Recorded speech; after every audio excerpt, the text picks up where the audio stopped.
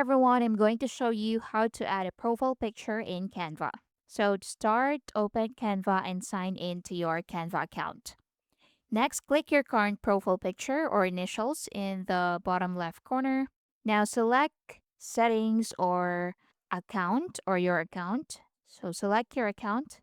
Then on the right side, click your current profile picture or the upload option or change photo option. So you can click your profile and add a new one or change a new one. Or you can click change photo, then choose an image from your computer, then click open. You can adjust or crop the image if prompted. Then click save to update your profile picture, or sometimes it will save automatically.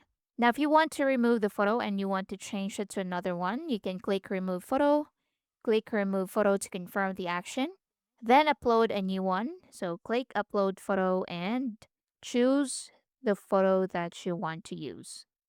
So wait for it to be uploaded and that's it. So tips for choosing a good profile picture.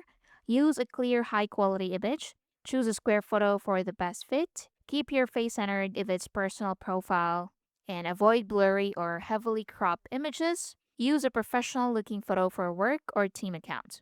And that's it. Thank you for watching.